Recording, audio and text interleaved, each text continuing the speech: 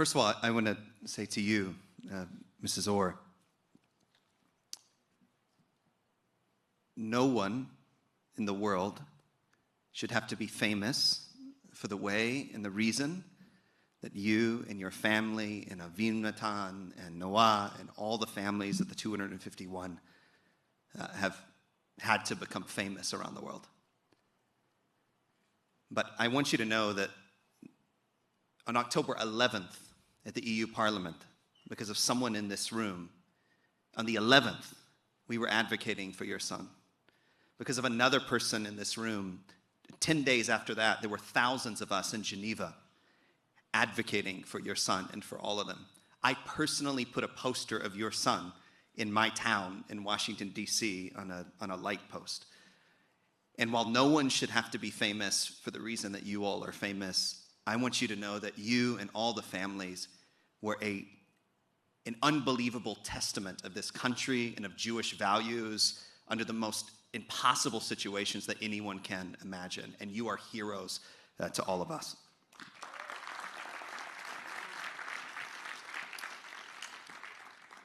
Now I'll begin with my remarks. It's very simple. My name is Johnnie Moore, and I am a Christian Zionist.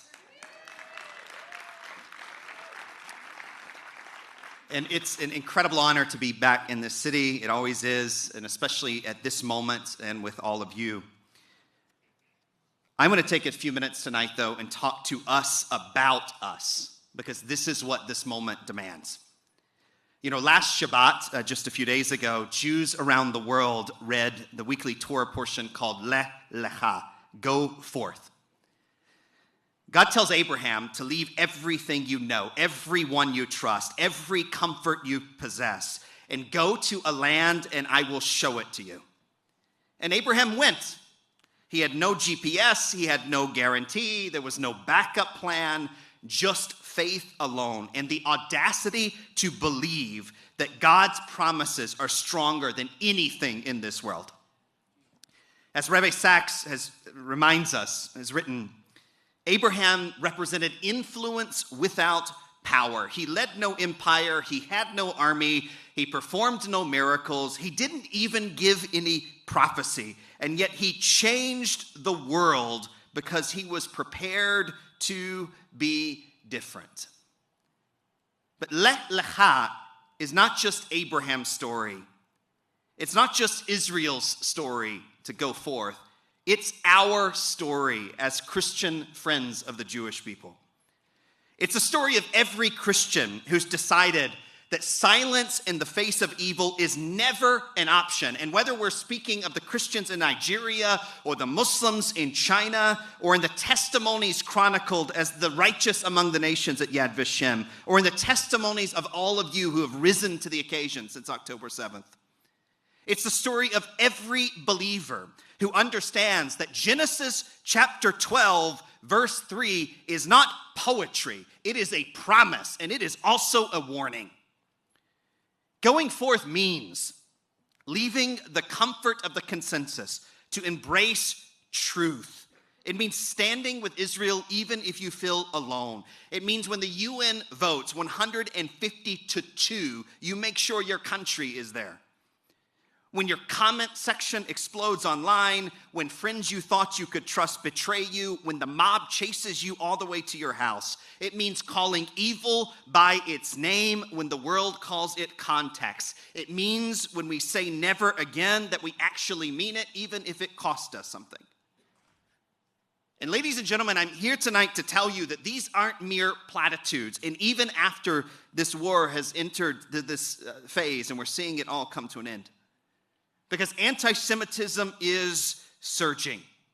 From the left, we recognize it. It wears masks of social justice. It calls terrorism resistance. It calls anti-Semitism liberation. It has infected our universities. It has poisoned our media. And it wants to brainwash not our children, your children. But sadly, it's rising on the right too. But they wrap their anti-Semitism in our American flag, and they can't have it. They're conspiracy theorists blaming Jews for everything, so-called Christians who've forgotten that our Savior was Jewish, is Jewish. Our Bible is Jewish. Our faith is grafted in a Jewish root. The oldest hatred is wearing new masks for sure on every side, but we see it here for what it is, and it will lose. That's right. The question for us, though, is how quickly it's going to lose. Will you do your part? Will we speak the truth? Or will we chase clicks, letting an entire generation drown in lies? And by the way, evangelicals are not going to be lectured by anyone on what MAGA is or isn't, and especially not from these anti-Semites come lately. In my own case, in 2011, I was a young campus pastor at Liberty University, and I cold called the Trump, I literally called the 1-800 number on the bottom of the website, and Donald Trump himself called me back within an hour, accepting our invitation to speak for the first time to a large evangelical audience. That was 2011. Recently, we were having dinner with the president in the White House, a number of us evangelicals, and late one night after a long day in a private dining room at the White House. And do you know what he said? After dinner, we're all just literally standing around the table. He was about to give us a tour of the Lincoln bedroom. He's going to take us upstairs to the residence, which he's technically not supposed to do, but he's the president of the United States. He can do whatever he wants. You know what he called us, his evangelical friends? He called us, quote, the originals. It's what the kids call the OGs, okay? We were there first. And the president that helped extinguish Iran's ring of fire and free the hostages and will bring peace to this entire region knows above anyone else who his friends actually are. The president, in fact, is the only one that defines the movement he founded. And just 2 days ago at the Republican Jewish Coalition, he was clear as a bell when he celebrated the fact that he is the most pro-Israel president in American history. Because if you want to know what MAGA means to the president, that's what it means. When everyone said the embassy couldn't be moved to Jerusalem, President Trump said, "Watch me." When the foreign policy establishment said that peace was impossible in this region, he delivered the Abraham Accords, and he will expand it. And when Iran menaced the region, he responded with clarity and strength. And as we stand here in this room this evening, Iran's nuclear facilities have been obliterated and its terrorist regime humiliated. You know, when I want to teach my children about Winston Churchill in the 21st century, I just give them the example of the President of the United States and the Prime Minister of Israel over the last 6 months, as these two countries raised to the occasion with moral clarity and decisive action and courage over consensus, and one word, leadership. And that's why Israel's enemies are on their hills, and that's why Israel's friends sleep better at night, while our collective enemies fear closing their eyes. But we, the Christian Zionists, evangelicals mainly, are an antidote to anti-Semitism. But this is our all-hands-on-deck moment. When the world tells us to quiet down about Israel or our Jewish neighbors, we must shout louder, as we did when October 7th happened, and the equivocators already started their gymnastics. We spoke, we did it immediately, we did it unequivocally, we did it unapologetically, we've done it every day since, and we must keep speaking, because that's what it looks like when we do our part. And I'll tell you what it also looks like when we do our part. It looks like the International Fellowship of Christians and Jews. Yael Eckstein is the best leader I know in the entire world. And for 40 years, this incredible organization has allowed us to bless Israel, to fulfill Genesis chapter 12, verse 3. You know, before October 7th, a group of Christians donated an armored vehicle to the head of security in the Eshkol region near Gaza. And on the morning of October 7th, Keith He didn't run to safety. He jumped in that vehicle provided by Christians as two terrorist groups opened fire on him. And that Christian-funded armor not only saved his life, but it saved the lives of many others. You know, when Hezbollah murdered those 12 children on a soccer field in the Druze village of Majdal Shams, the first ambulance on the scene was donated by Christians from IFCJ, driven by a Druze paramedic who serves both Arab and Jewish communities, because that's what love looks like. When the war broke out in Ukraine, and all of us had to figure out what to do, IFCJ helped over 6,000 Jews make it safely to Israel. I met some of them on the tarmac in Tel Aviv. It evacuated Holocaust survivors on medical rescue flights. It rescued 1,600 children from orphanages and airlifted 95 tons of aid.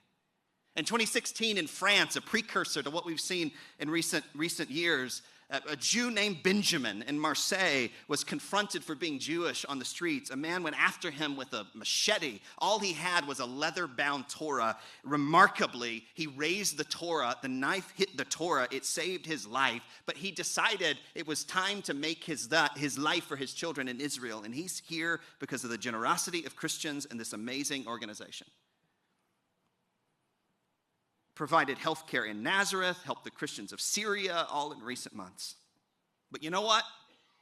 Whether it's speaking up for your family or fighting anti-Semitism in this country or all over the world, everywhere it raises its head, none of it is enough. We must do more now. This is the all-hands-on-deck moment. We have to tell the truth about Israel every chance we can, unapologetically. The miracle of her rebirth, the righteousness of her cause, the biblical mandate that we have to stand with the Jewish people in Israel and everywhere else. And we never hedge, not once. We never equivocate. We stand firm and we speak the truth. And when the mob comes, we don't blink. And when it costs you something, you pay the price. And then you make sure the anti-Semites pay their own price too.